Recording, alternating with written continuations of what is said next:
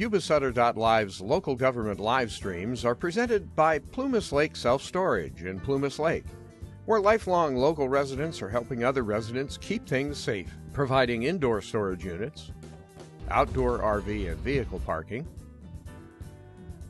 moving supplies, and Penske truck rentals. Details at plumaslakeselfstorage.com.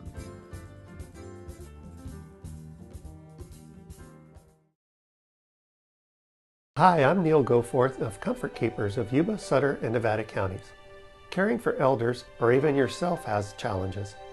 Comfort Keepers of Yuba, Sutter, and Nevada counties can help you address today's issues and plan for tomorrow with in-home and specialized care for you or your family members.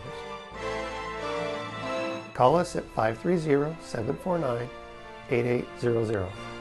Comfort Keepers of Yuba, Sutter, and Nevada counties.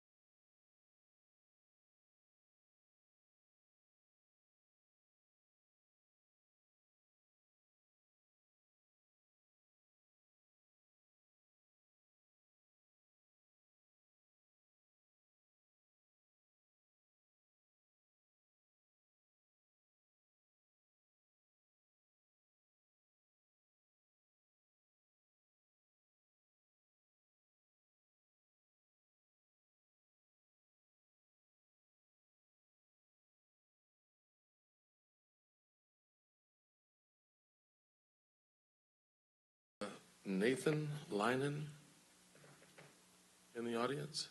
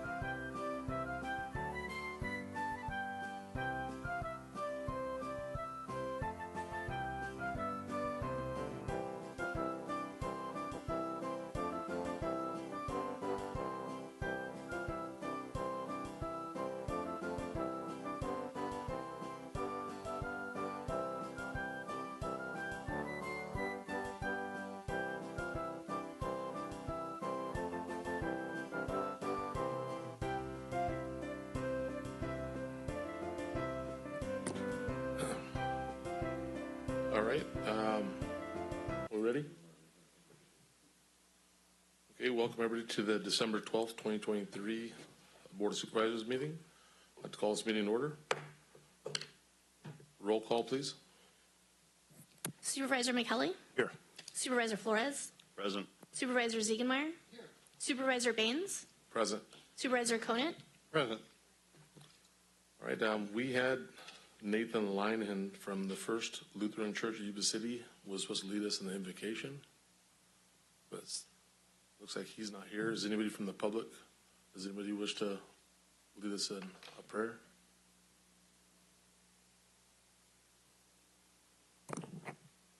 And if you'll please remain standing, that we'll have Fritz Javelana. He'll lead us in the Pledge of Allegiance.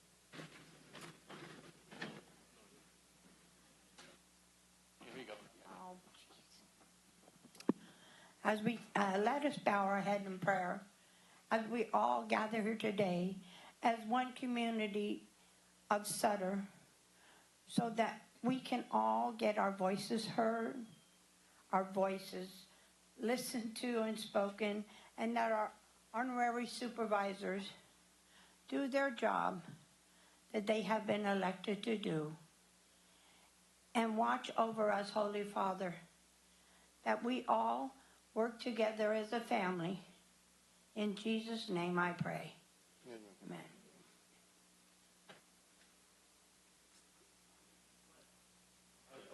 Allegiance to the flag of the United States of America and to the republic for which it stands, one nation, under God, indivisible, with liberty and justice for all. All right. All right, thank you. Prototype. We're going to start off. We have a presentation for Chandra Tucker. If you could please join us. Through the chair, Yes. I'd like to stand in a moment of silence for your father-in-law who passed away. I'm very sorry to hear the passing. I know that you guys just flew back not too long ago to be with him, and I can't imagine the heartbreak your kids are going through and your nieces and nephews. But if we could please stand, please.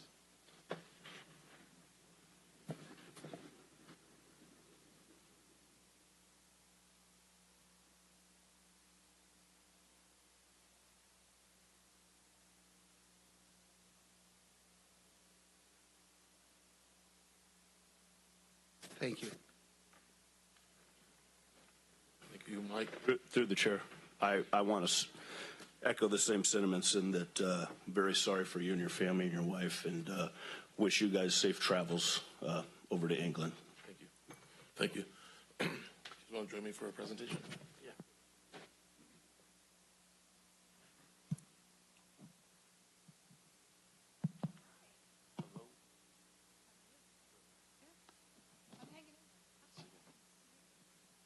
All right, we're here to celebrate Chandra's 20 years. 20 years. So we have a token of appreciation from Sutter County, from the board, and the rest of the staff, and all the folks from the community. Board of Supervisors wishes to thank you for your service to the citizens and government of Sutter County for 20 years. Just a little backstory. The Sutter County Board of Supervisors likes to take this opportunity to present Chandra Tucker with the 20-year service award for her dedicated service to the citizens of Sutter and Yuba counties.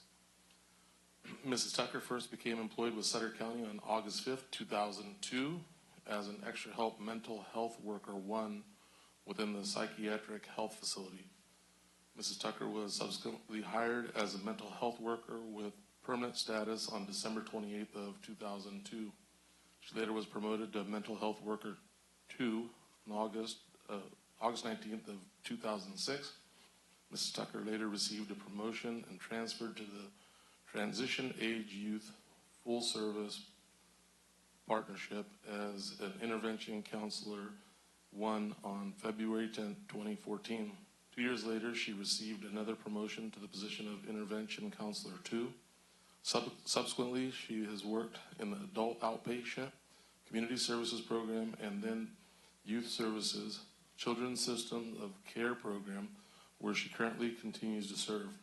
During her 20 years of service with Sutter County Health and Human Services Department, providing services as part of Sutter Yuba Behavioral Health, Mrs. Tucker developed a CODA treatment groups, assisted in training new staff, helped to host all staff meetings, volunteered to cover double shifts when needed. In addition, she played a critical role in implementation of the MHSA Innovation Post-TAY program, where she developed the program handbook, delivered services, and tracked program outcomes. She and her family volunteered time and experience to programs TAY Prom and CSOC Carnival Games and decor that would not have been actualized without her efforts to go above and beyond. Furthermore, she was awarded a We Believe You Soar award in June 2019 for her excellence in integrity, respect, and effectiveness. Mrs. Tucker is recognized as having amazed extensive skills, knowledge, and experience that directly benefits clients and co-workers alike. She exemplifies ethical practice and integrity. She's reliably acknowledges the humanity of others and efforts, affords them dignity and individual worth no matter what their current situation, circumstance, or position. Chandra is outspoken, honest, and kind-hearted. It is with this genuine approach and dedication to the teamwork and relationships that are critical to a positive client transformation that Chandra excels in the areas of integrity, respect, and effectiveness, and service excellence. It is with pride and gratitude that the board presents this 20-year service award to Chandra Tucker. Congratulations.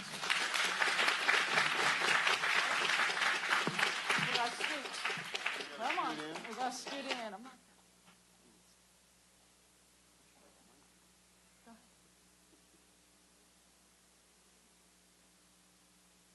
It looks like some folks want to say a few words before I give you an opportunity. Yes, we are so happy to celebrate Chandra today. She has many colleagues in the audience. If they would rise and support her and just wave. She is extremely supported, very dedicated. Maggie also, right? So we appreciate Chandra so much. She pours herself out in service to her community, and we thank her for her time with HHS and Sutter Yuba Behavioral Health. I'm going to pass this to Paula, and then we'll get to Chandra. Yes, you're going to have to say a few words.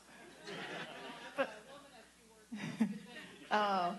thank you very much for your service. 20 years is a huge deal, and there aren't too many people who have that time in and doing the work that you do, which is very challenging at times, and working with our children and youth. We really appreciate all the work that you've done over the years.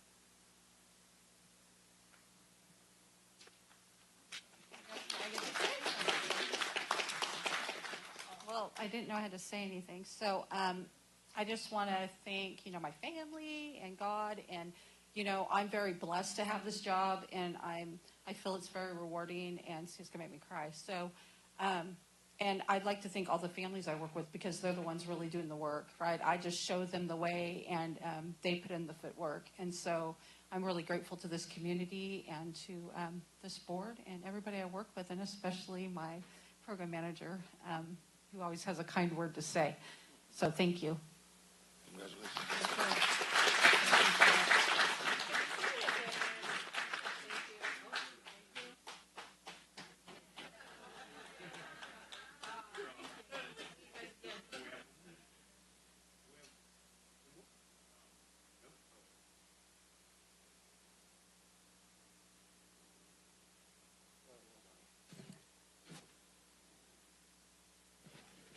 Okay. What? Oh, yeah. All right.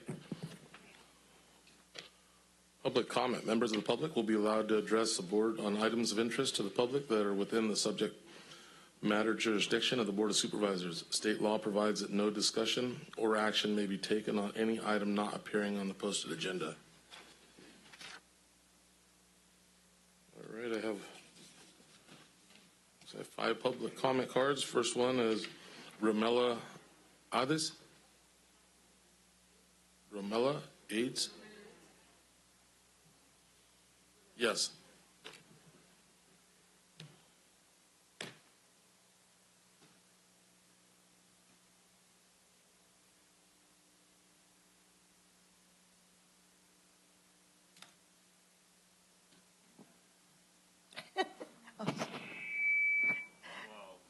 Good afternoon.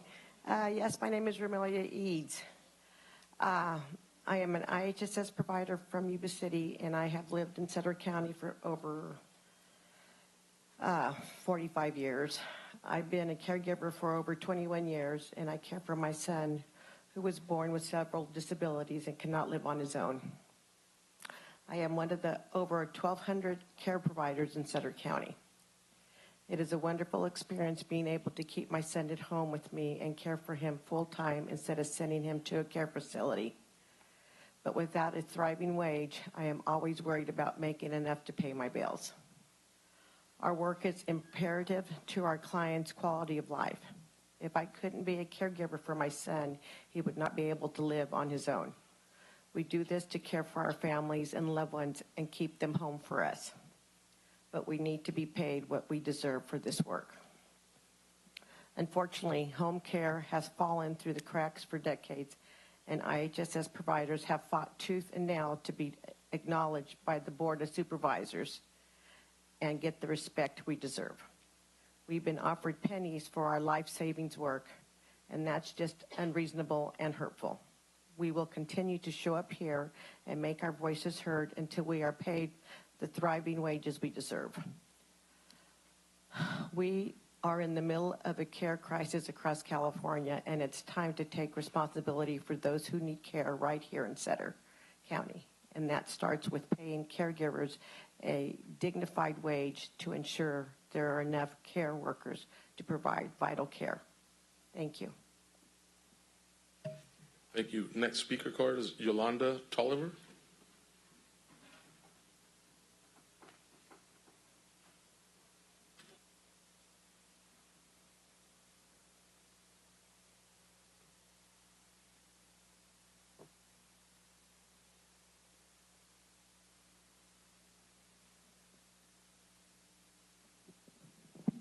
Testing.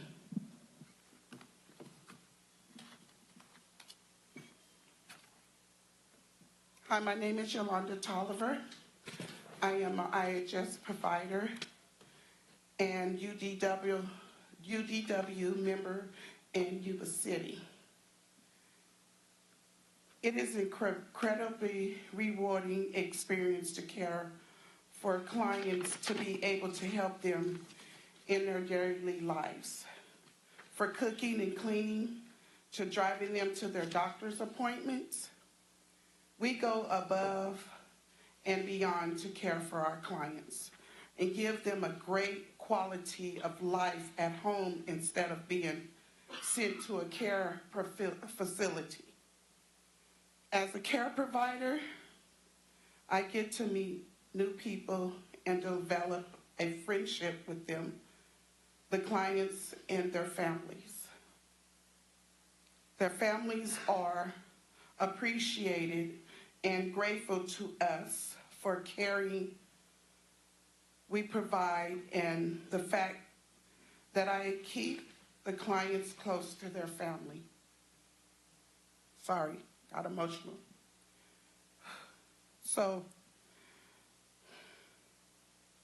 there are 1,300 people in Sutter County who do not receive the IHSS care they should be receiving due to the shortage of providers that streams from the low wages we are paid. There are neighbors, friends, and family who are missing the virtual care they need. When we are not paid and thriving wages, new care providers, we will not enter the workforce, and our clients will be hurt if they go without a civil care they needed. Our life savings work deserves better pay and to the health care benefits to come with the deficit's job. And we will keep coming back here and fighting until we pay us the wages we deserve. Show us that. Truly see the value of our labor. Thank you. Thank you. Next speaker card, Tony Farley. 25 from South Sutter County, South U City. Here, thank the board supervisor for the service. Thank you, Fritz, the attorney. Thank you, Steve. Thank you, the district attorney investigator in a blue polo shirt with khakis. My FBI Academy person. Thank you, Katie Parker. She started her black instead of blonde. What the heck? Thank you, Under Sheriff Scott Smallwood, and 4-star Funny Sheriff Brandon Barnes. Thank you, Chief Shotwoods and Civil Defense Director Zachary Hamble. Thank you, Sarah, DA. Thank you over there. Maggie, nice prayer. She got a good prayer, Catholic prayer. Thank you, the Catholic over there. Big, huge, nice collection. Thank you, everybody. Sir, thank you. You're welcome. All right. So the next speaker card does not have a name. It says here Real Estate Ad Hoc Committee. Yeah, I haven't done this in a while, and I used to come up here saying my name's Margaret Maggie Walker. I live at 1480 Geary Circle, Yuba City, California. But that's when Supervisor Munger was aboard, so it's been a while since I spoke up here. I just, we used to have a real estate ad hoc committee, and I haven't heard any more about it, and I know it had to do with a lot of different area real estate properties. And I just wondering what happened to it, Just curious, because I used to like coming to the meetings. That's all. Okay, next. All right. I don't know. So I'm Maggie Margaret Walker now. So there's another card with no name. The accident on Barry. There you go. I'll let you finish. Honorary chair and members of the board. I was supposed to start with that. But I just wanted to give a little follow-up of the young man that was the driver in the vehicle of the accident, because he's still hanging, and that's what he's doing, is hanging. He is at home now, and he is going to start all of his physical T's, the physical therapy, the occupational therapy, the speech therapy, and the neurophysic therapy.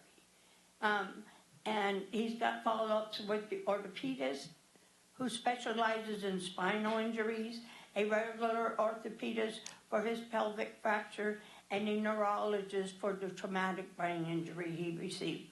And it's a long road for the family to go. He's brought home, Mom brought him home, so that she knows he's getting the proper, I told her I won't mention names, so I'm not, but he's getting the proper care instead of sometimes slipping through the rocks in the places that he's at, because, they're dealing with a whole many other patients. So I just thought I'd like to give a little follow-up on the young man.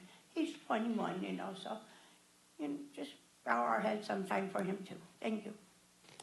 Thank you. All right, moving on to the consent calendar. The consent calendar groups together those items which are considered non-controversial or for which prior policy direction has been given to staff and that require only routine action by the board. The chair will advise the... Through the chair? Yeah. I'm sorry to interrupt you.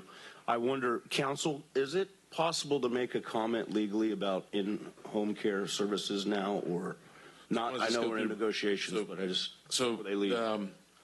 So I'm going to do this. The chair will advise the audience that the matters may be adopted in total by one motion. However, the board may, at its option or upon request of a member of the public, consider any matter separately. Move to approve one. Second. So we have a motion to approve the consent calendar, including items 1 through 13. Roll call vote, please. Supervisor McKelly? Aye. Supervisor Flores? Aye. Supervisor Ziegenmeyer? Aye. Supervisor Baines? Aye. Supervisor Conant? Aye. All right, motion carries. Moving on to the public hearing. We have item 14. Neil Hay. Public hearing to consider authorizing reduced Williamson Act contract terms of 9 years, including a related reduction of property tax benefits, to be effective calendar year 2024, and adoption of a resolution approving the implementation of Government Code Section 51244.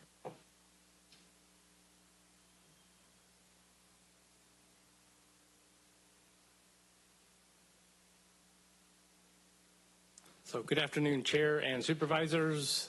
So this is essentially an annual action that's brought before your board concerning the Williamson Act land. There's 145 contracts in the county, which the last contract issued by the county, essentially through my department and then through the board, was in December of 2008.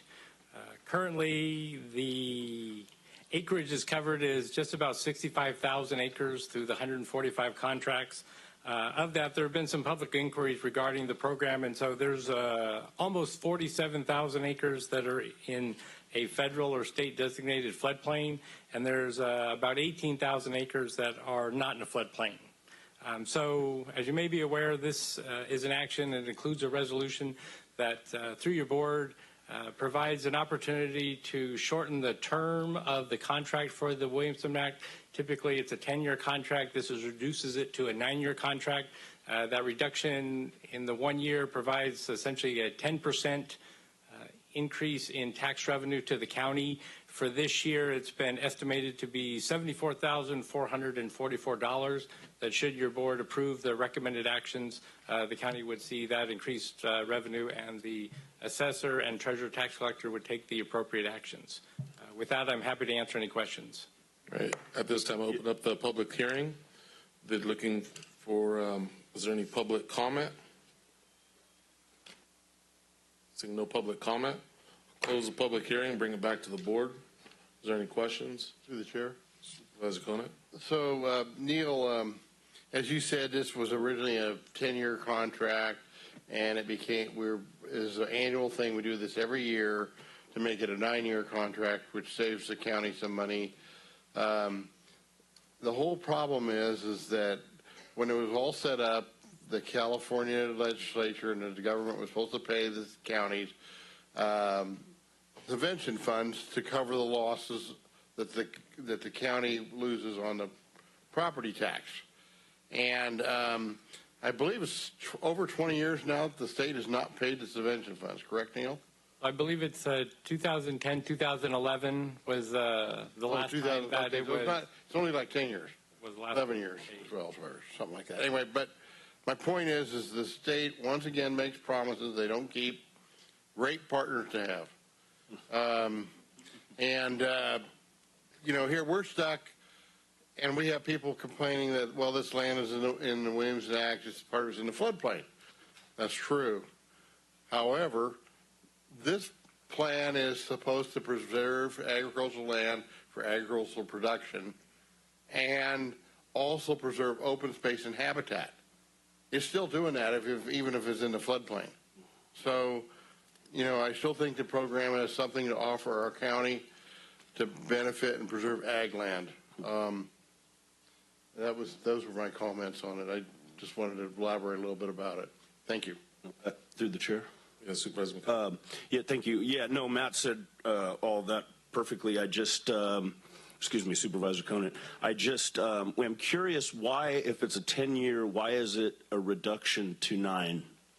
And so the way that the government code was written as kind of as a result of the state not providing the subvention payments, their logic is that in reducing it from a 10-year contract to a 9-year contract results in the affected counties, this affects counties, not cities, but counties receiving a 10% essentially increase in tax revenue by the 1-year reduction in the term of the contract.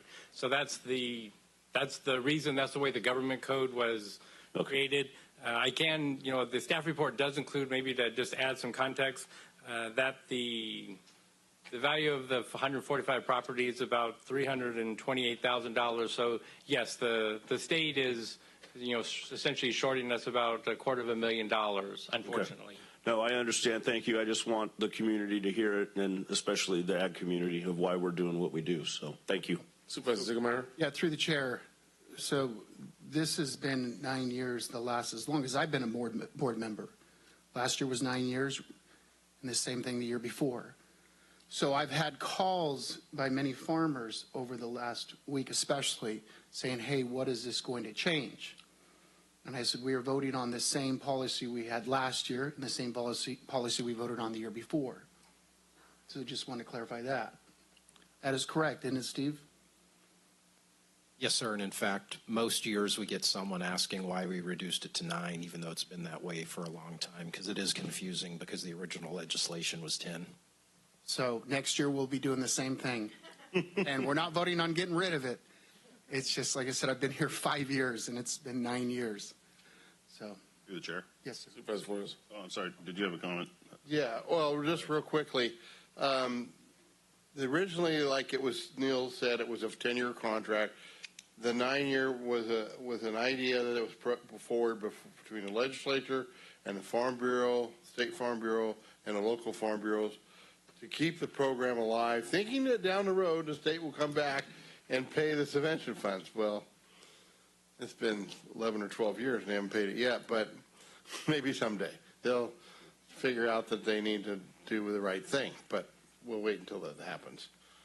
So that was the whole reasoning behind the 9-year contract, is to save the county some money, because we're losing like $250,000 a year by not getting the subvention payments. So what are they now? Almost $3 million in the hole. So, anyway, thank you. Move approval of the recommended action. I'll second it. It's been moved and seconded. Roll call vote, please. Supervisor McKelly? Aye. Supervisor Flores? Aye. Supervisor Ziegenmeyer? Aye. Supervisor Baines? Aye. Supervisor Conant? Aye. Motion carries. Item 15. Public hearing regarding the California Statewide Communities Development Authority and consideration to join the statewide community infrastructure program and adoption of the related resolution. So as the title kind of illustrates, this is an opportunity for the county to begin participating in the statewide community infrastructure program.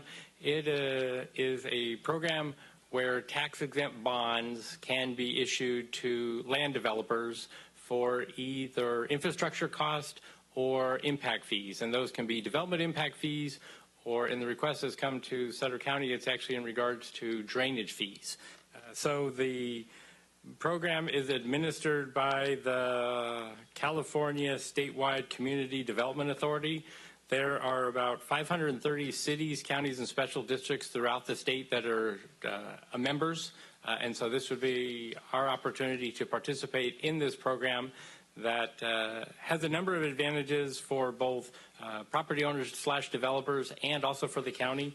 For the property owners, it provides, once again, a way to finance public infrastructure costs and improvements. Therefore, they don't have to come up with the upfront cost. For the property owner, or I'm sorry, for maybe the home buyers that may seek to purchase the homes, they essentially then have a tax bill that would be maybe higher than normal because of the tax-exempt bond payment, but they aren't having to pay a much larger mortgage because of the increased cost of the capital improvements if they needed to be spread. Additionally, there's no risk to the county because of the bonds. The county does not issue the bonds. The county does not administer the bonds. It's all administered through the California Statewide Community Development Authority, which has quite the vetting process for how they issue their bonds, and they have to meet special criteria in order to be considered tax exempt. So your staff report includes the appropriate resolutions for the county to enter into the program, and then it also incorporates and includes the standard agreements that would be part of particular developments that would seek the tax exempt bonds. Those forms have been reviewed by County Counsel's office, subject to presentation to your board. And I would be happy to answer any questions. All right, at this time, I'd like to open up the public hearing. Is there any speaker cards, any public comment? Seeing none, we'll close the public hearing. Bring it back to the board for discussion or any questions? Move to approve. Second. So moved and seconded. Roll call vote, please. Supervisor McKelly? Aye. Supervisor Flores? Aye. Supervisor Ziegenmeyer? Aye. Supervisor Baines? Aye. Supervisor Conant? Aye. Our motion carries. Good job, Neil. We've been waiting for this opportunity for quite some time, so we look forward to participating in the upcoming program. Thank you. Thank you. All right, item 16. Approval to accept the Department of Healthcare Services providing access and transforming health supports. Justice involved round 2 funding in the amount of $400,099,740.83. Approval for the Sutter County Sheriff for their designee to sign all related documents and amendments thereto. Approval to add 1 full-time equivalent limited term program manager, 1 full-time employee limited term public assistance specialist, and 1 FTE limited term accountant 2 position to the public health jail medical position allocation schedule.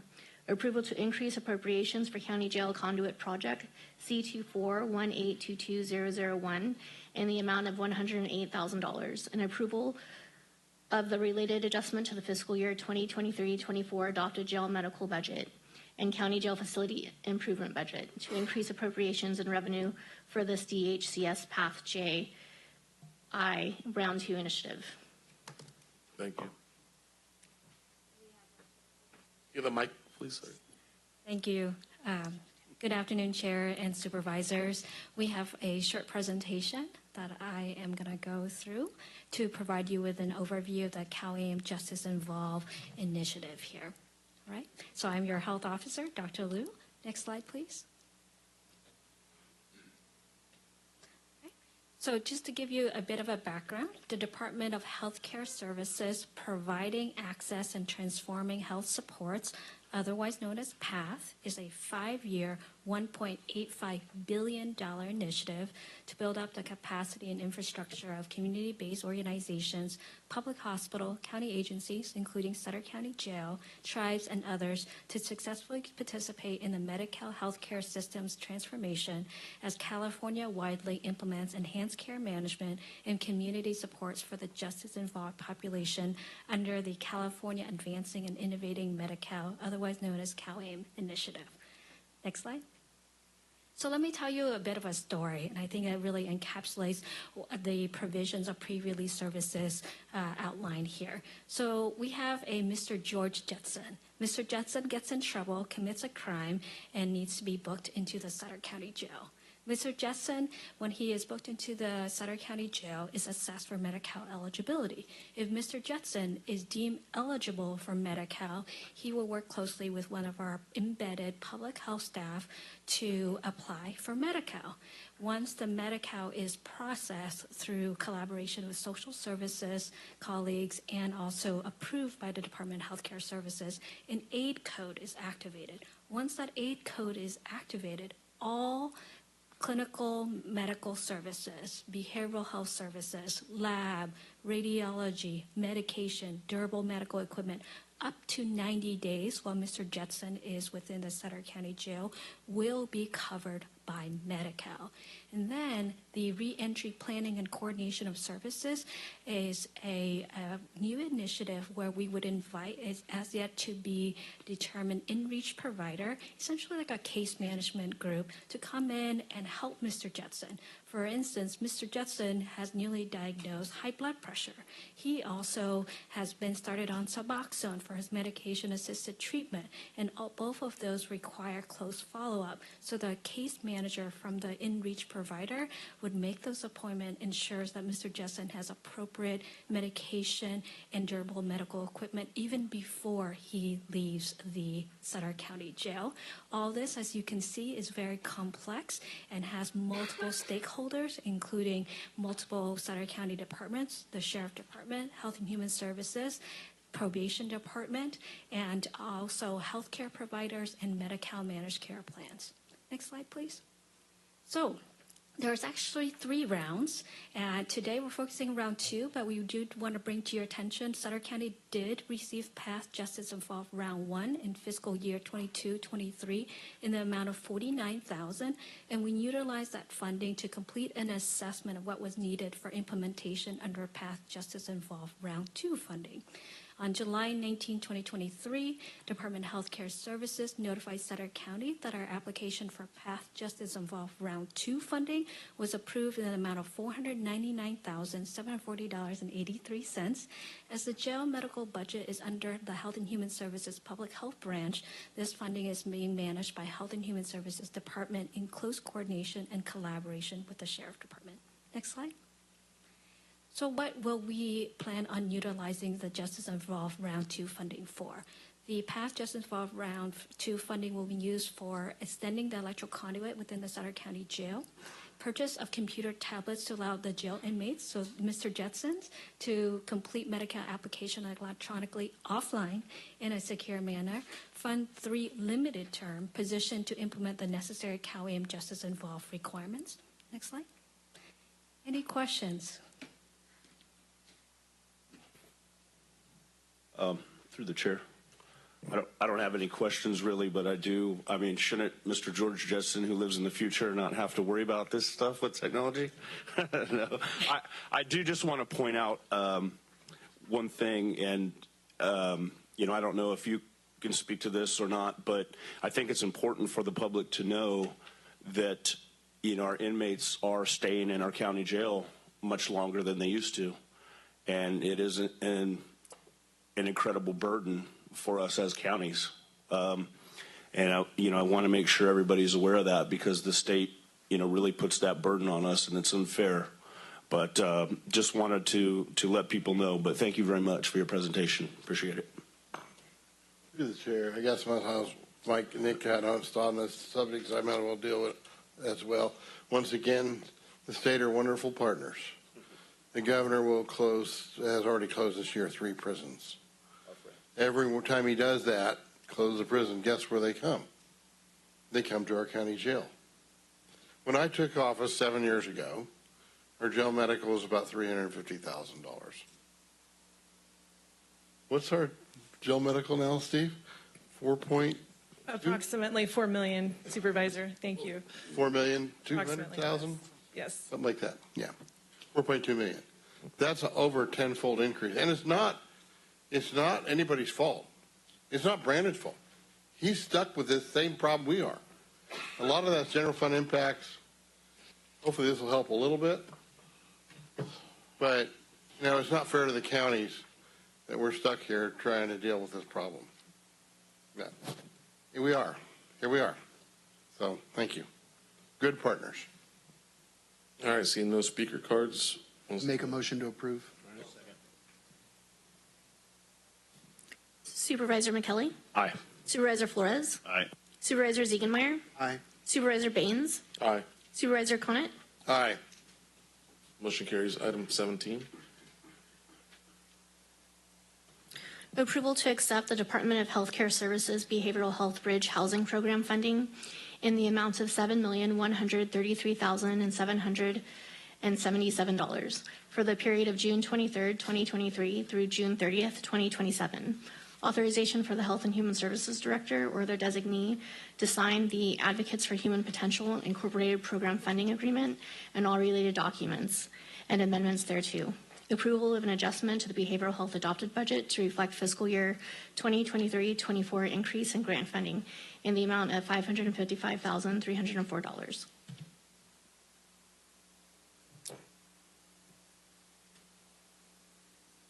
Good afternoon, Honorable Chair and board members. Rick Bingham, I'm the Assistant Director for Health and Human Services and the Behavioral Health Director. So the item before you today is about the Behavioral Health Bridge Housing Program. We call this BHBH for short. And we are asking the board to approve acceptance of this funding in the amount of a little over $7.1 million for the period of July 2023 through June 2027. To authorize the can we go to the next slide? Authorize the HHS Director to sign the program funding agreement, and then to approve an adjustment to the behavioral health adopted budget in the amount of $555,304. Next slide. So behavioral health was awarded a little over $7.1 million by DHCS specifically for funding, the BHBH funding, to operate housing that addresses homelessness among individuals who have serious behavioral health needs, so serious mental illness and substance use disorders. And then you can see there that statewide there was about $1.5 billion that was provided through this program. Next slide. And so locally we are proposing to use the funds in 3 different areas. The first of those are called patches, And this is essentially the gap between what a client is able to pay for a placement facility at a long-term care and what the facility charges. And so often those funds come from behavioral health realignment. So in cases where individuals are at risk of homelessness or are homeless, then we would be using BHPH funds to pay for those patches. And then also providing supported services through our case management teams and FSP services. Next slide, please. So the second area of funding that we would like to use is Hope Vista. So Hope Vista is a currently operating program run by the Salvation Army in Yuba County. They operate a 90 to 100-day transitional living program. You can see there that they provide resident management, case management, and employment navigation.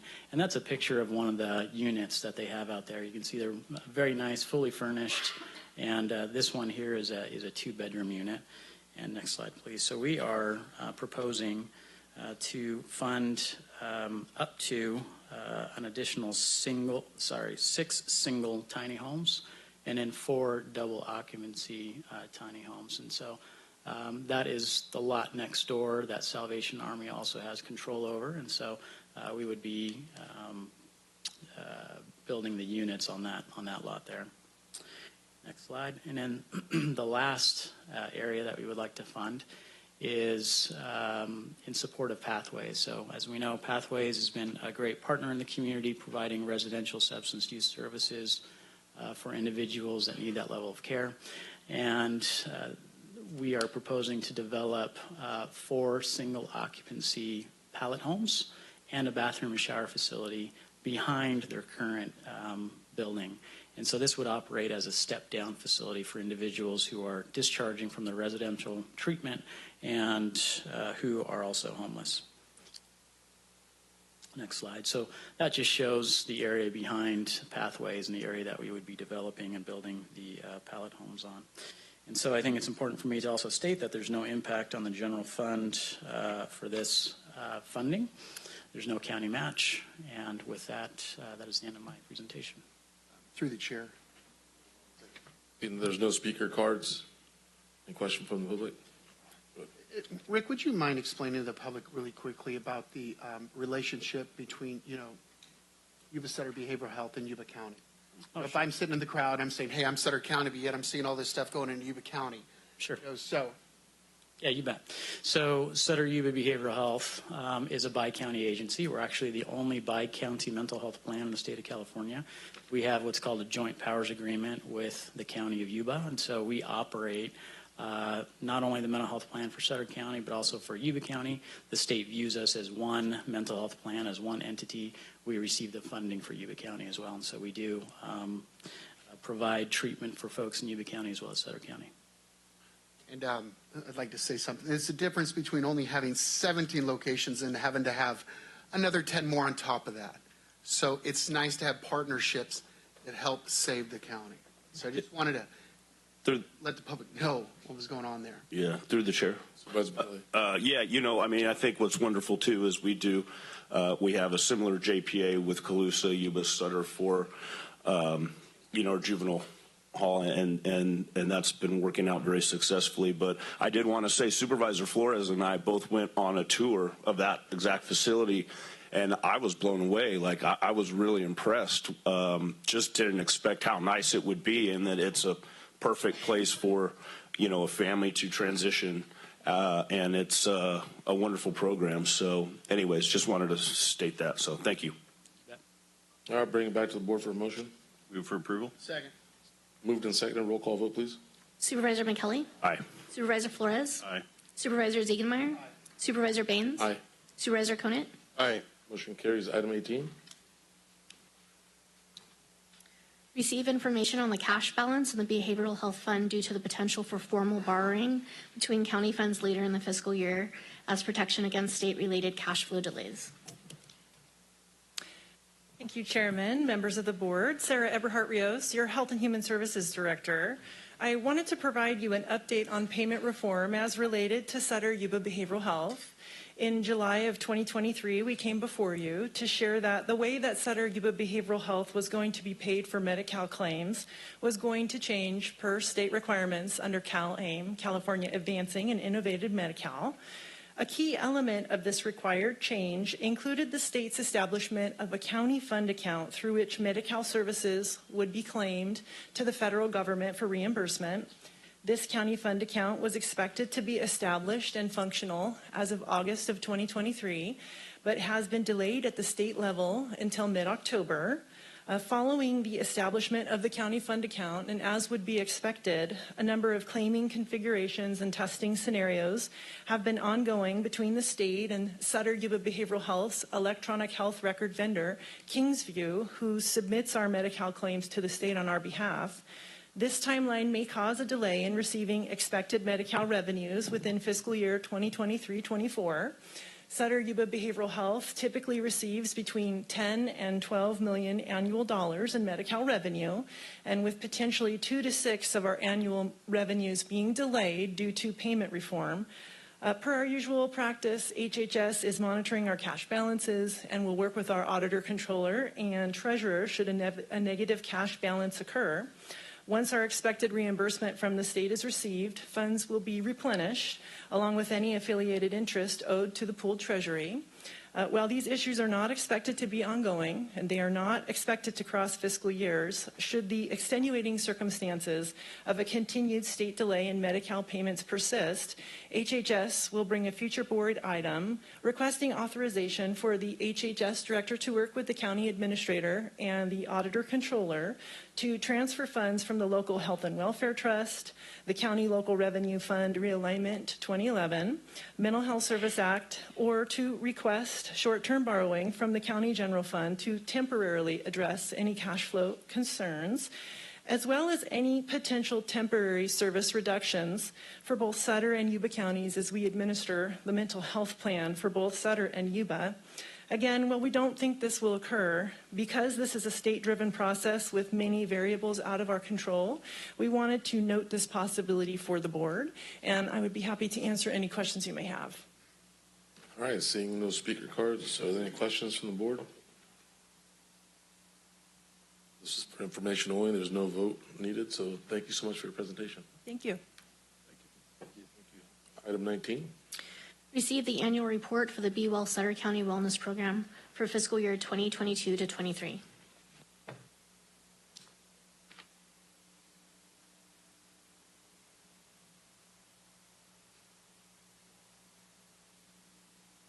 Good afternoon, Honorable Chair and board members, supervisors.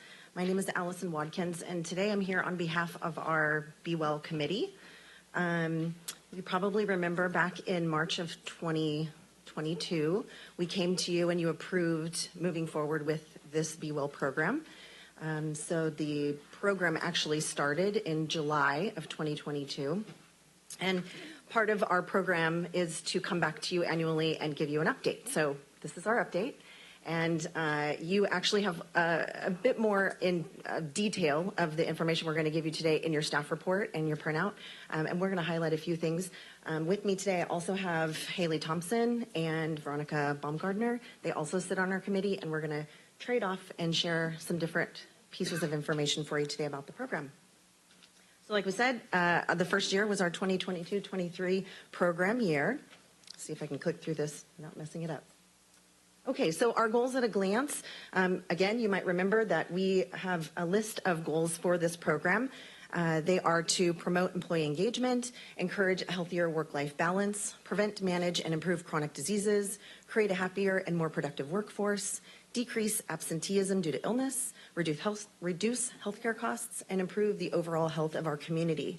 Our program is developed in a way that we plan to achieve these through outreach and education, our incentive program, and then another part that we like to call wellness extras, and we'll go into that in greater detail in a moment. Just generally speaking, employees can earn incentives for participating in this program, and it is 100% voluntary.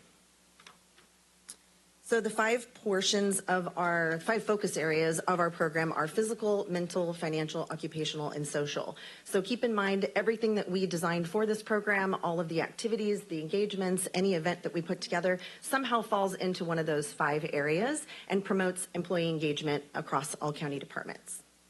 And from here, I'm going to turn it over to Haley for the next part. Hello, gentlemen. Hang on, there we go. Okay, so this is Meet Our Team. We have 6 members for our committee, which are 3 of us up here today, and then 3 people who could not be here today. They round out our committee. And basically what our committee does is we assess the employees' needs and preferences throughout the year. It is an ongoing process. We implement wellness and marketing and employee communication plans, basically using our SharePoint site, our email, all of our social media platforms, and getting our message out there. And we plan and implement wellness education, activities, events, and wellness extras, which we're going to talk about here in a little bit. We review and approve all employee incentive request forms. And then we, like I said, ongoing evaluation of what's working, what's not working. So that's our committee. Then we have up here, you have a picture of our captains. So we had 17 captains last year. We have 18 captains this year. You have some of them in the audience. Captains, can you please stand? Thank you. So we appreciate our captains. We added an additional one this year. Sutter Yuba Behavioral Health needed an extra one. We try to keep it around 40 to 60 people that our captains are assisting. That's what we call their teams. And basically, they're not specifically site specific. They are department or area specific. So wherever we can get to kind of make it flow. But their job is to get our message out there, talk to their teams, and find out what they need, collect ideas, what's working, what's not working, bring the feedback back to us, and then tell everybody what's going on that month. And then the other thing that we have is, oh, my bad, I went backwards too far. Well, that was a good picture there. It is a good picture. It's a very good picture. The other thing that we have is Rudy. So Rudy is in the middle there. He is our mascot. He was named by the employees. The employees got to vote on his name.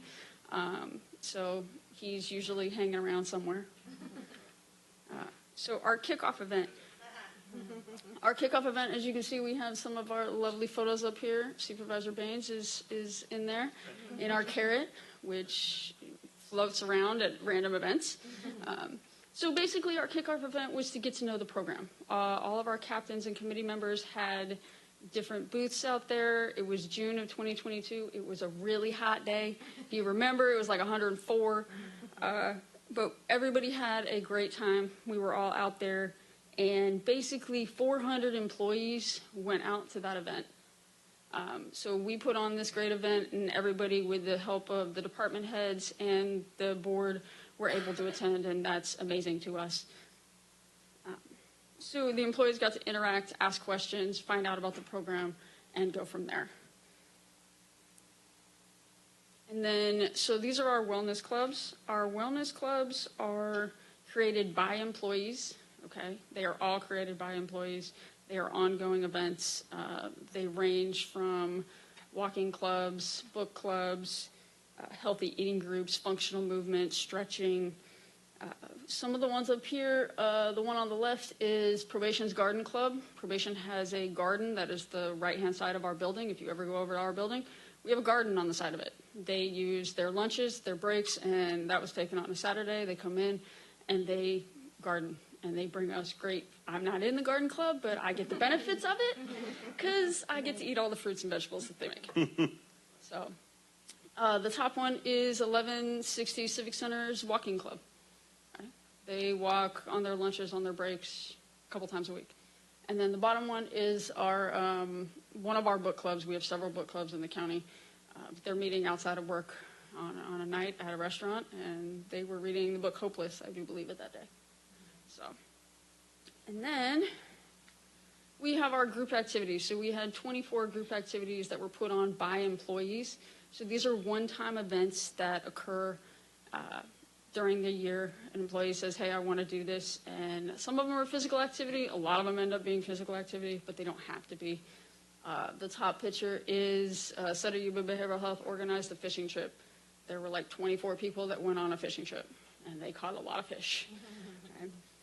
The middle one is about 17 of us went and volunteered at the food bank. And we stacked cans and stacked all the food, and it was a great time. There's a hiking group that went. The bottom left-hand corner was Black Swan Loop. That was actually the first event that was held in Be Well. It was held like a week after Be Well started.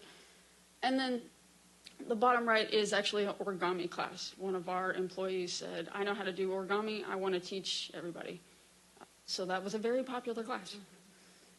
But we've had other things. We've had dance classes, suicide prevention walk that happened. So different things, whatever an employee wants to put on and wants other people to engage in and get to know. Not necessarily just like the top one was Sutter Yuba Behavioral Health, but the other ones were open to everybody in the community, anybody in the county. So. Okay, Veronica Baumgardner. I am going to talk about our engagements. So you guys may have seen these. HR was actually putting out some of this information prior to Be Well, but once Be Well, became a thing, this just tied in perfectly, and we were really able to bring a lot of these training offerings into those 5 focus areas: the mental, physical, social, occupational, and financial. The financial courses have been really well attended by county staff. So these typically, again, our engagements are typically education and training based, and we offer a variety of in-person, virtual. We try to pick different times of the day.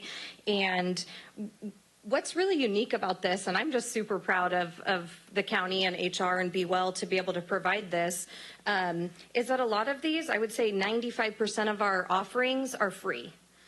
Well, they're all free to employees, but I'm sorry, free to the county cost. So a lot of our trainings are done by either our EAP through Anthem. They are done through Trendell sometimes, and other vendors that we have. MetLife has free trainings, and obviously CalPERS nationwide. And then most importantly, though, and I'd like to highlight, is the trainings where we're able to showcase our own Sutter County talent. So recently, public health did a training specific to Be Well. We've had other individuals that are trained in probation be able to give trainings. We have had Gina Rowland and our HR team do other trainings. So I'm just really proud of the work they've been able to showcase and their specialties. So if there's anyone out there, we're always looking for new avenues in training our employees. Next is our sponsorships that we were able to give out or sponsor 55 individuals to participate in some of the 5Ks around town. And what's really cool about this, obviously, we're giving back to other organizations in town. So the Pink October with the Kiwiki Foundation, the Spooktacular River Run, which is run by United Way, the Turkey Trot, which is with Hands of Hope, and Have a Heart for Kids, which is Yuba City Education Foundation. So each year we're looking for different ones, and these have been very popular among staff. And there's also sometimes volunteer opportunities that can go along with this also. So the ones where you see the individuals in the vest, they're actually volunteering at the race itself. And then we also were able to offer 3 countywide challenges this year, which were very fun and created by our wellness committee and supported by our wellness captains. And just to highlight them last year, so this year we did the STEPS challenge again, but last year's in 2022, employees walked over 49.7 million steps, and that's approximately just barely under 25,000 miles. In 1 month, in the month of July. Just great things. Friendly competition. Everyone really seems to enjoy that out there. The wellness captains can attest. In January, we held a Healthy Habits Challenge. This wasn't necessarily based around physical movement, right? So it was other things you can do. Just start new healthy habits and get rid of bad habits and create new ones. And it was perfect timing, you know, New Year's resolutions in January. So employees really enjoyed that. And lastly, we had the Climb Every Mountain Challenge, which was a distance challenge. So somewhat similar to the walking, but it wasn't just walking. So you could walk, you could bike, you could kayak, you could, you know, do a bunch of different things. And what really was fun about this one was that you had to partner with somebody. So you and your partners, you know, scores got added up, and we saw a lot of people team up with people outside of their department. So that was really cool to see that, you know, you may have a friend that is in probation that runs 30 miles a week, because there was somebody like that, you know, and pair up with them and see what you guys can do. I think we have the winner in here too. I want to say he's right here for that challenge. I forget who your partner was, but so I'm sorry, but it was just awesome. Over 500 participants in that.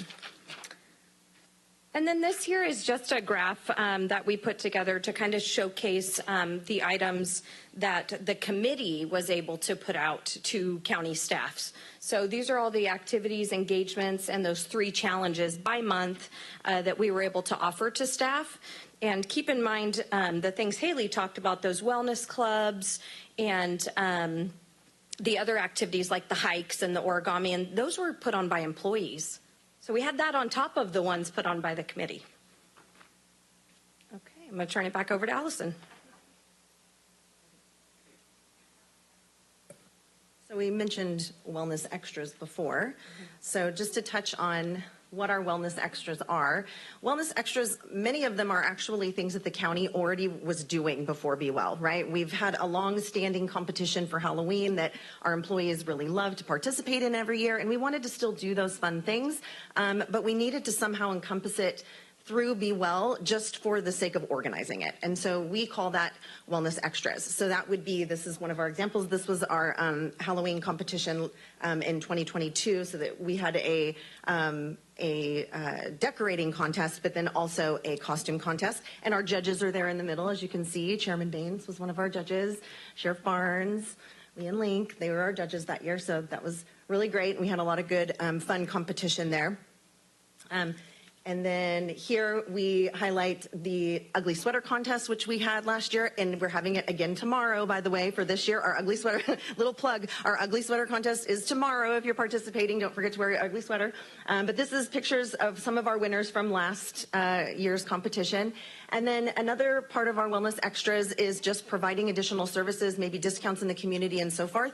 And one of the things that we did last year was we partnered with Blue Zones to become an approved Blue Zones work site. I think we were the second one in the county, right, that got approved of the whole county, our work site, or our agency, out of both counties. Thank you. We were the second agency to be approved through Blue Zones. So I have here just a few testimonials. We received lots of testimonials, and I'm not going to read all of these to you. They are in your packet. If you'd like to read them, I would encourage you to. I did just want to share one. Jessica Silsby says, I feel like Be Well has helped me stay on a healthier track. Overall, I've lost 40 pounds this year to boot. I have really enjoyed participating in most of the 5Ks. It keeps me accountable. Thank you all for putting this on for us and challenging us to grow. So we get feedback from employees regularly, but we also, in our new program year this year, every program year starts with a survey. And so in the second year, we added some questions in that survey to get feedback about how people felt the previous year. So that's where we got some of these testimonials. And then also, here's just a summary of our most common feedback. So one of the questions we asked was, what do you like most? So these were the most commonly commented things. It added motivation and push to do better, activities with coworkers and engaging outside of work, a variety of offerings to fit everyone, challenges and friendly competition, incentives, raffles, and swag, and it helped refocus on what is needed to be healthy and happy. And then, of course, in order to improve, because we want to keep improving, we asked, what can we do to improve? What did you not like about the program, or how would you like to see us grow? And the most by far the most common comment was, we need an app or some way to track this stuff. And we knew that. We knew going in to Be Well that it was going to be a lot of manual tracking at first, but we had to start somewhere. So as most of you know, we have Workday being implemented, and we're hopeful that there is a piece of Workday that will help us in this tracking in the future. If it doesn't work out the way we're hoping, then we will reassess at that time what direction we need to go. But we do know that we need a better tracking system. So that's more to come. Another bit of feedback was more mental health offerings. And so this program year, we have partnered with Calm. All of our employees and their dependents are eligible for a free Calm membership now, and that is through Be Well. So we've already answered that call. Many people wanted more opportunities to volunteer in the community, and so I have a picture of Toys for Tots up there because that's the one we're currently doing, but we've actually done several things already this fiscal year. So in addition to just the normal donating of toys, which is what Toys for Tots does, our employees have actually volunteered out in the community at events for Toys for Tots. We've also done some community cleanups. We've partnered with Blue Zones to assist in some of the community involvement that they've had when they've needed additional hands. And many others. We were asked to provide more nutrition-related offerings. We worked with Public Health this year to develop a nutrition course, which just occurred last month. We were also able to establish something with a local gym where they paired a nutrition class with the importance of regular exercise, and our employees were able to participate in that free of charge.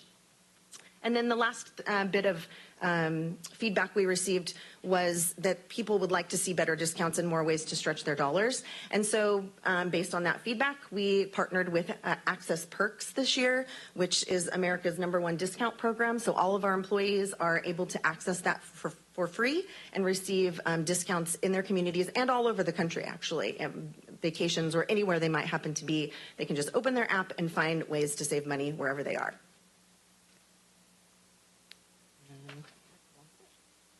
Okay, back to me.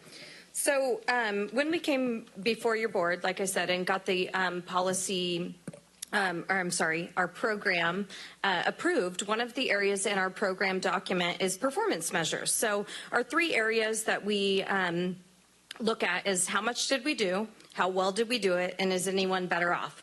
So you have a lot of this information in printed form, like Allison said, as far as the staff report. So I'd like to just highlight a few areas. 598 of our employees completed the wellness assessment survey last July. So that is awesome.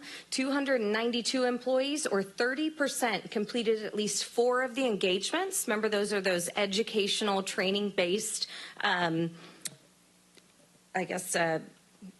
pieces that they have to get part of their incentive. 284 employees, or 29%, completed at least 4 activities. Again, those are some of the activities we provided through the 5Ks, or activities when employees set up hikes and the dance classes and those kind of things, or it could be things outside of this. So if you are actively, go to a gym and work out, that can count. If you volunteer as a coach for your child's sports, that can count. So not just things that we are just providing here. Employees can get creative on meeting these wellness goals and these activities.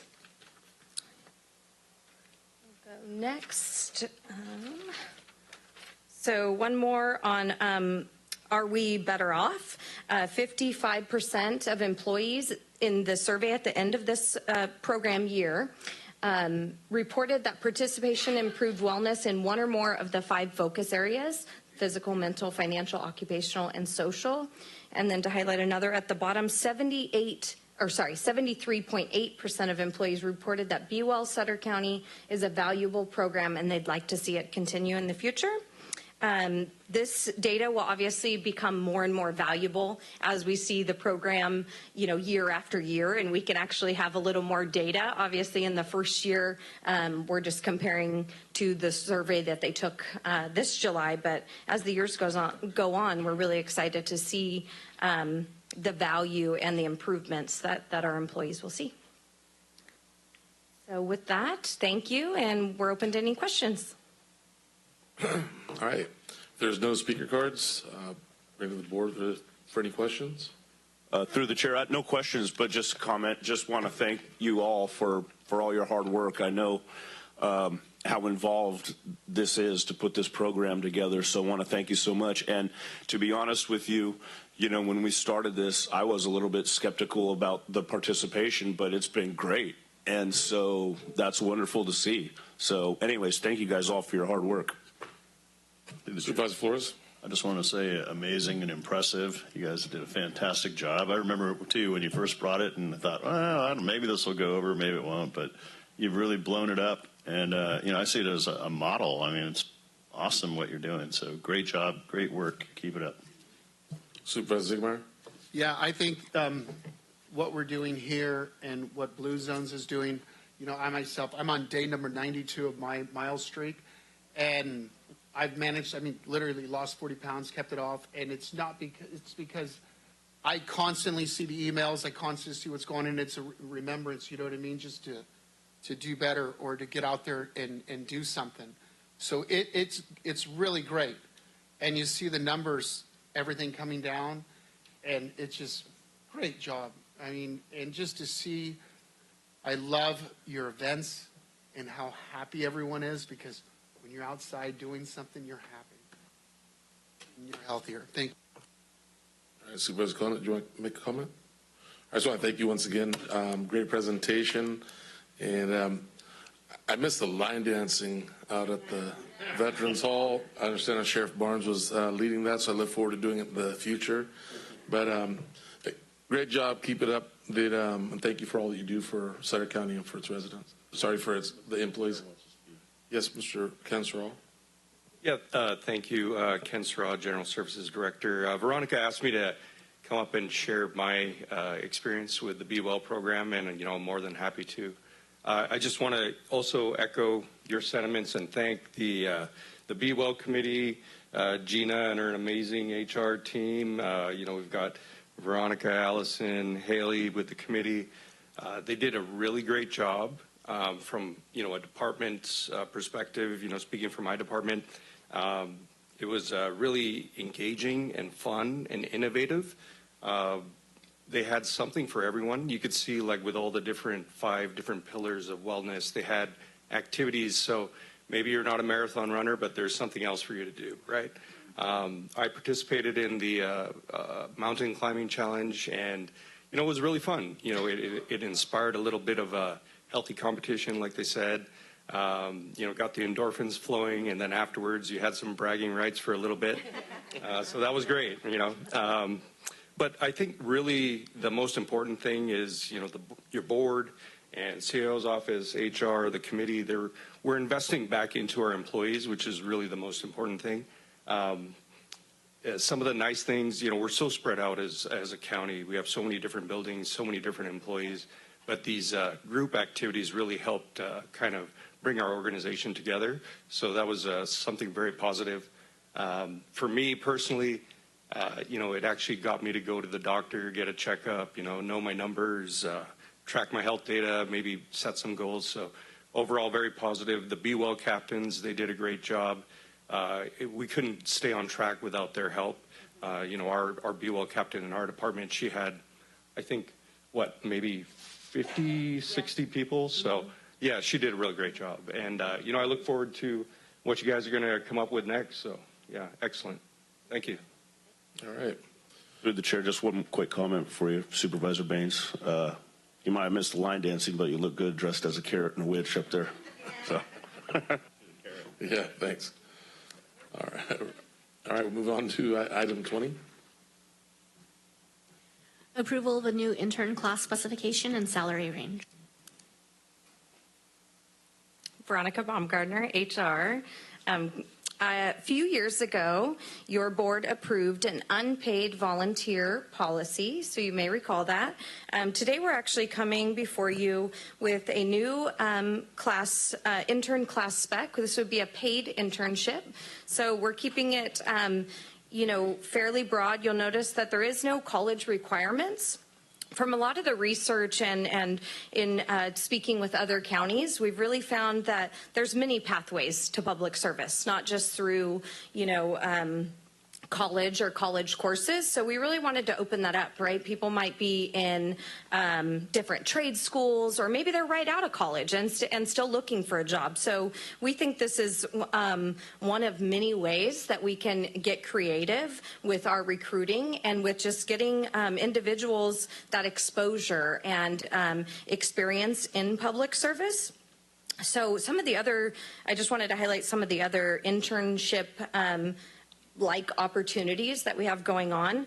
If you haven't heard yet, we just got approved for what's called Skill Bridge, which is a program for active service members in the military, and within 6 months of ending service, they can apply for this Skill Bridge program and actually come to work for us as a Skill Bridge employer, all at the cost of the actual military. So they'd come to us for job experience, and when we go through this, actually Ken can attest to, because we've filled out an application together, it's really stringent, and you know, it's the best of the best that they're approving to get into this program and come work for us. So currently we actually have 3 positions that we're looking to fill through the Skill Bridge program, and that's an HR intern, a public records request analyst, and then an equipment mechanic. So just a really unique opportunities.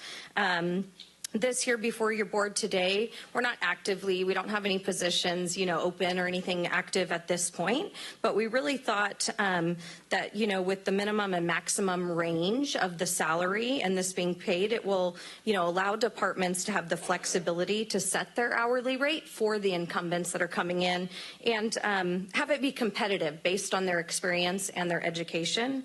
So just to reiterate, no fiscal impact associated with this approval of the new class spec. Departments will, you know, who choose to use paid interns are responsible for managing the additional cost within their departments when that happens. Happy to answer any questions. Seeing no speaker cards, I'll bring it back to the board for any questions. Through the chair. Supervisor Ziegelmeyer. I'm excited for this. This is something, you know, we've been talking about for the last, well, as long as I've been a board member. I think this is how we recruit our youth to come back and work in the community. So they go to Cal Poly, they go to Chico State, UNR, or wherever, and then they come back here in the summertime. They take an internship class, whether it be in agriculture. I mean, you already have internships, I believe, in the ag department. Hey, but which comes through, I believe, the college, though, doesn't it? Okay. So, but it's awesome because they get the lay of the land, get to know the lay of the land. They're already from here, and hopefully they want to come back here and stay here instead of us losing them. You know, our kids go off to college in San Diego or whatever. They don't want to come back here but hopefully this will help attract them because they'll come here, intern, love it here, love the people they work with, and apply. All right, call for a motion. Oh, you want me to comment? Yeah, one last comment. I really think this is a great idea. You know, Health and Human Services is really behind. We don't have enough employees. But, you know, maybe somebody is in high school or even in first year or second year in college, and they come back as an intern for a few years or a year or whatever, and get a little feet wet and say, hey, I really like that. Maybe then they go back to college and get a degree and come back to work for us. I think that's a great opportunity to hire within and build our programs. So I think it's a great idea across the board. Thank you. Second the motion. Was there a motion made? All right, so it's been moved and seconded. Roll call vote, please. Supervisor McKelly? Aye. Supervisor Flores? Aye. Supervisor Ziegenmeyer? Aye. Supervisor Baines? Aye. Supervisor Conant? Aye. All right, motion passes. Item 21.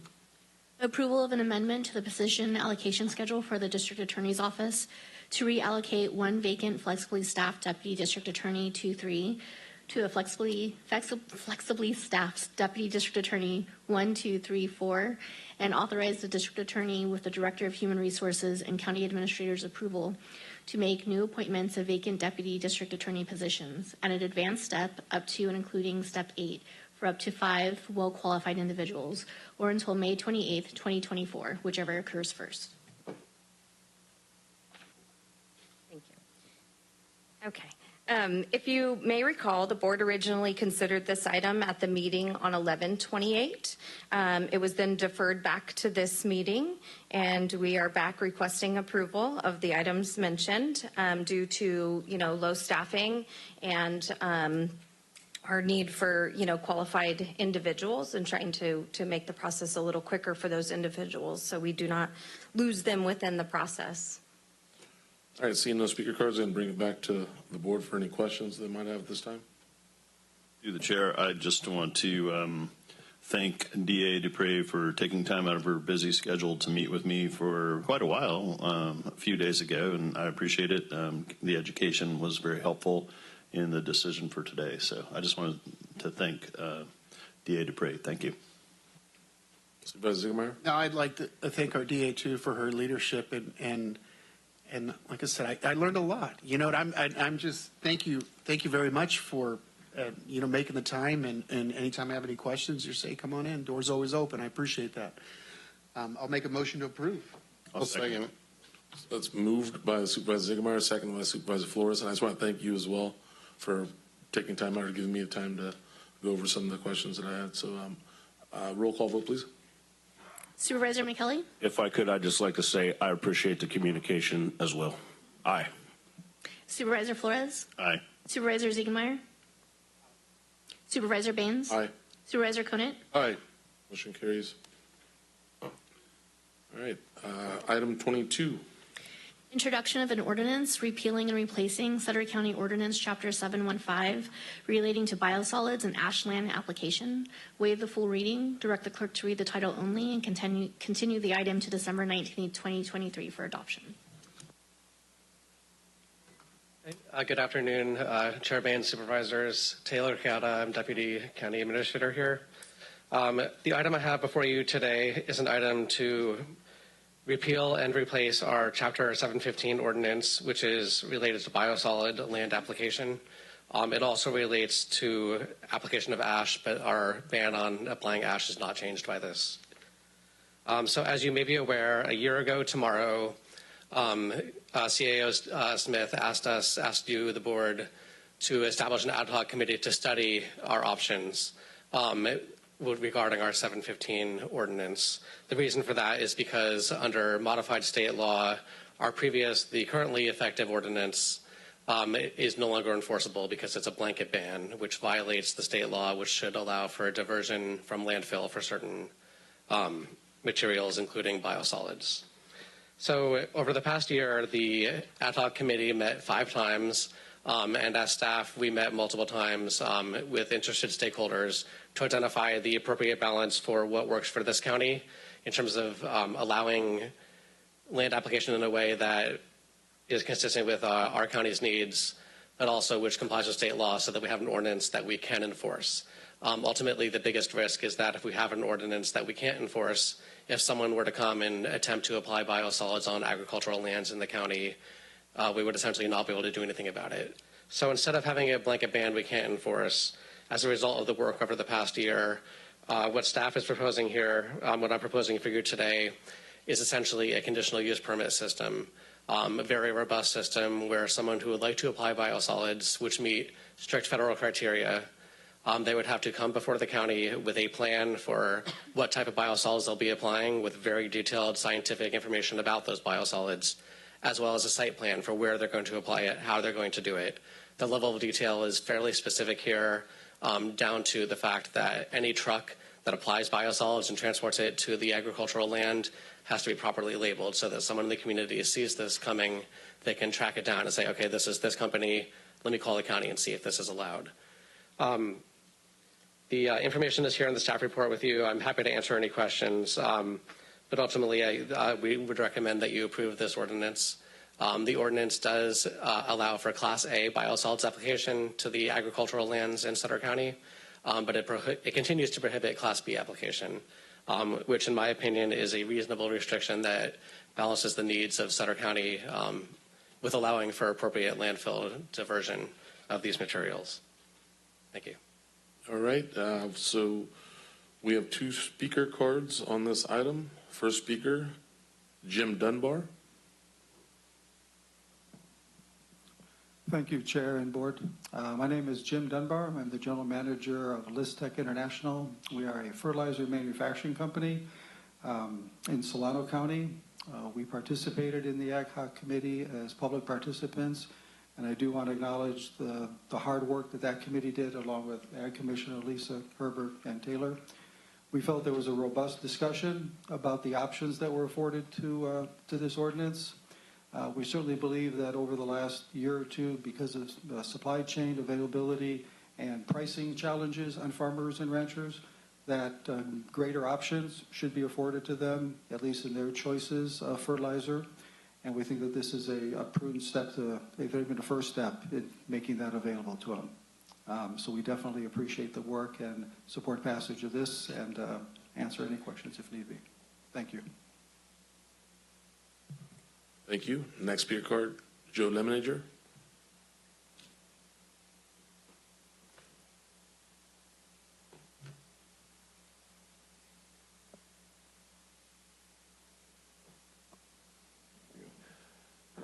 You guys have a taller one? We've ran into this issue before.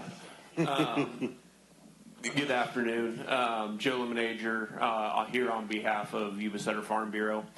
Although Yuba-Sutter Farm Bureau would ideally like to see the all-out ban continued in Sutter County through conversations with the county, we do understand the need to modify. With that, we do strongly encourage you guys to keep it restricted to type A. The higher rigors of testing will help protect the soils within the county. There are still unknown risks within the biosolids, PFAS and microplastics being a few that are going to have, as science continues to develop, we will find, I believe, are going to continue to affect not only our groundwater, but our soil structure and the soil structure's water holding capacities, specifically with the microplastics that are going to be found in these products. Thank you. So just real quick while you're still there. So are you fine with how it's read and where we're at today? Yes, we currently support the way it is written, restricting it to type A materials. Thank you. I'll bring it back to the board for any questions. If not, I'd like to call for a motion. Through the chair. Supervisor Conant.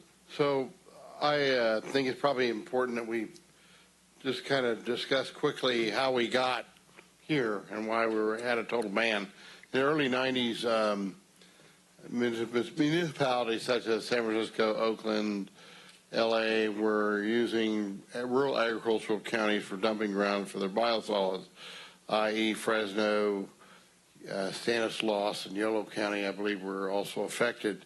And what they did is they applied this material, and after they applied it, it became apparent that the heavy metals were much higher than they anticipated. And some of that ground had to be fallowed permanently to use only for feedstocks and not for agricultural products for human consumption, i.e. like corn or walnuts or almonds or anything else you can grow on that ground. You'd have to use it only for like alfalfa hay or for hay or grazing. And that really devalued the price of those lands and those areas. So Sutter County decided we wanted an all-out ban on biosolids, and Farm Bureau encouraged that, and I was on the board at the time. And that's what we pushed for, and that's what happened, and it's worked very well. And but the governor and the legislature, in their greater wisdom, the best partners you can have, decided that we need to accept our fair share of biosolids. So that's how we came up with the plan that is we have to forest today, which is A, and also fertilizers as well, but no B, which I think is a good compromise. I am very concerned about the future of microplastics because we know that those materials are more prevalent in biosolids than in almost any other source material. So I'm afraid that, so I caution people to be very cautious on their usage and make sure you have lots of testing and a lot of data and lots of knowledge before you apply it. I'll leave it at that. Thank you so much for your comments. Through the chair. Yes, sir. I move approval of the recommended action. I'll second. All right, we got a motion and a second. Roll call vote, please. Supervisor McKelly? Aye. Supervisor Flores? Aye. Supervisor Ziegenmeyer? Supervisor Baines? Aye. Supervisor Conant? Aye. All right. Motion carries. If I could please have the clerk read the title of the ordinance. An ordinance of the County of Sutter amending the Sutter County Ordinance Code by amending Chapter 715 relating to application of sewage sludge and non-hazardous ash to agricultural land. Thank you. All right, item 23, follow-ups, reports, and announcements. CAO, Steve Smith, you'd like to start? Thank you, Honorable Chair and Supervisors. Just two things. One on a happy note, the Sutter County won the California State Association of Counties CSAC Innovation Award. And in the past, they would give one out to small counties, one out to medium-sized, or was it rural, urban, and suburban? Either way, there were 3 given out. They stopped that, and there's only 1 given out per year. We won that with the Join Us program that HHS and Chuck Smith, or PIO, and others put together. And I'd recommend we bring some of the folks together to celebrate that. It's a pretty prestigious award, and the few of us that were at CSAC, and Sutter County was mentioned as the winner, and it felt really nice. And that's on top of innovative programs like Be Well. So we do our best with limited resources to serve the community, and I think this was really impressive.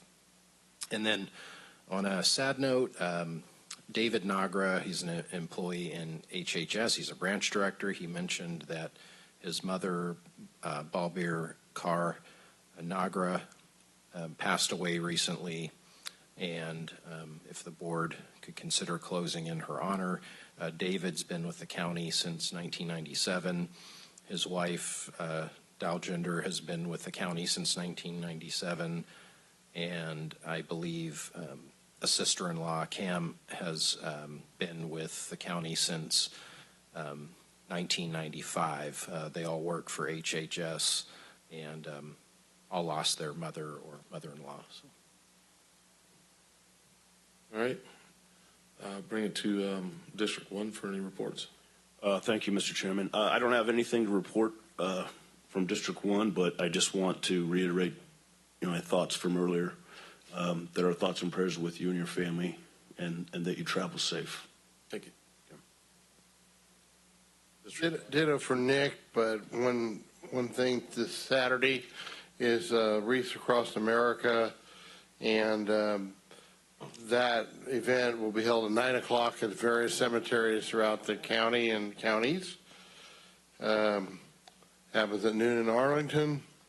I think it's 7 o'clock in Hawaii.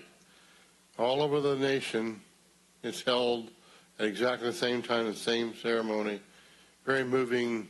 If you've never been to one, this is the perfect Saturday to go. It'll be nice weather. Hopefully, maybe a little chilly, but usually is in December.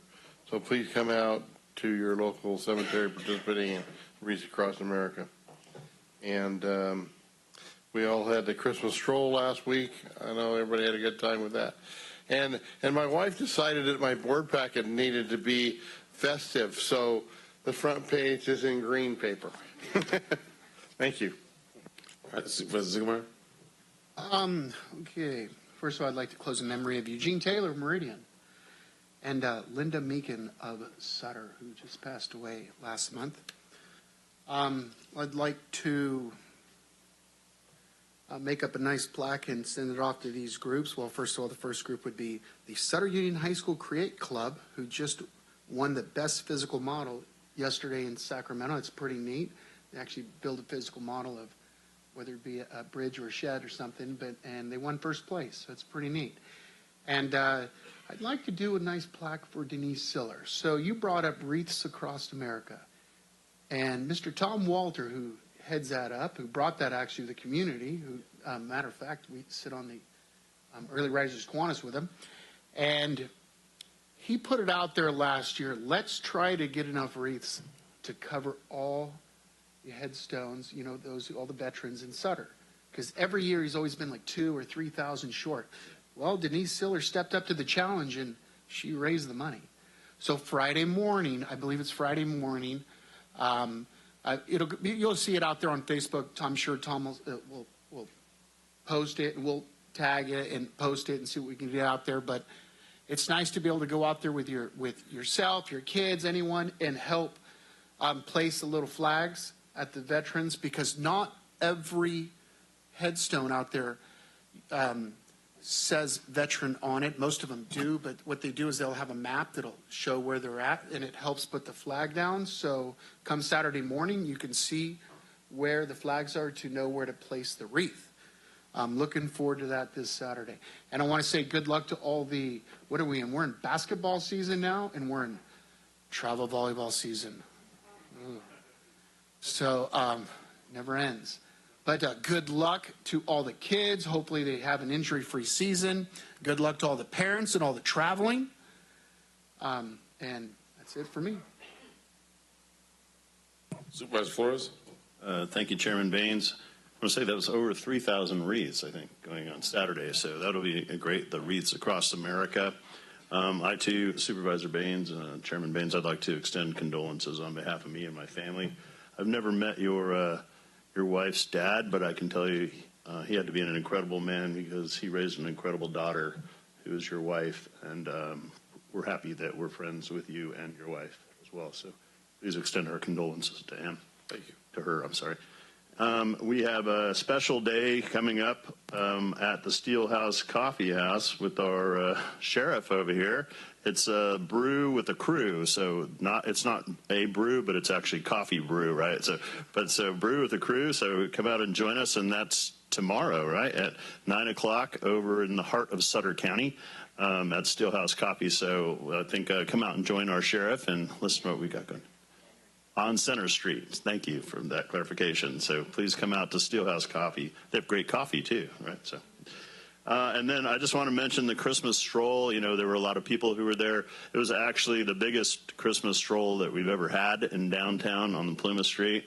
The number of people that showed up was incredible. I mean, it was wall-to-wall people all the way through, and just a great time. They had a small parade, and we did a Christmas tree lighting. Supervisor Conant showed up for the Christmas tree lighting along with the City of Yuba City Council. So we were there for that parade with also Mr. and Mrs. Claus joined us for that. So we were happy to be a part of that fantastic parade as well. And that's all I have, Mr. Chairman. All right, thank you. All right, just for the record, the picture you saw earlier, I was actually a wizard. But, yeah. All right. So a couple requests here. We'd like to request a plaque for Kawant Joel, who received a Distinguished Service Award. Mr. Joel operates Joel Orchards in Marysville, and received the California Farm Bureau's Distinguished Service and Agriculture Award. His family oversees 1,000 acres of farms, which produces peaches, prunes, and almonds, pomegranates. So we'd like to make that request. Another plaque request would be for Scott Park, the Leopold Conservation Award.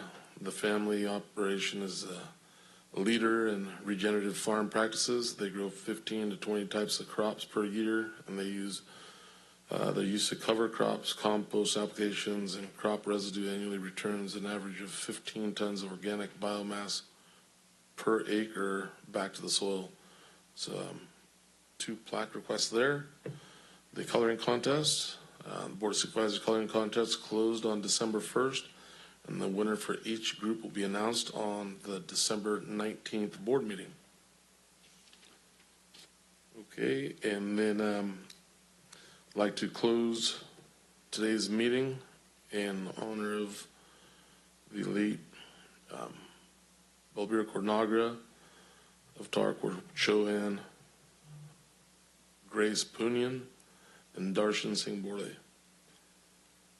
for a motion for all the requests that were made.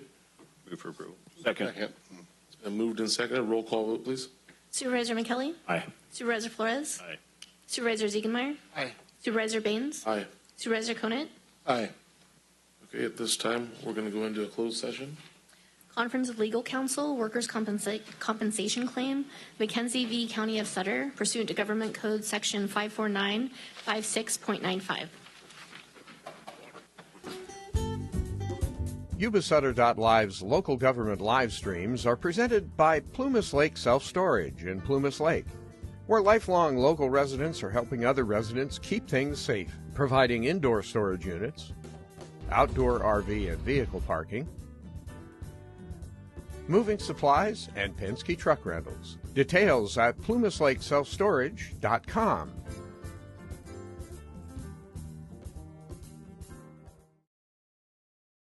Hi, I'm Neil Goforth of Comfort Keepers of Yuba, Sutter, and Nevada counties. Caring for elders or even yourself has challenges. Comfort Keepers of Yuba, Sutter, and Nevada counties can help you address today's issues and plan for tomorrow with in-home and specialized care for you or your family members. Call us at 530-749-8800. Comfort Keepers of Yuba, Sutter, and Nevada counties.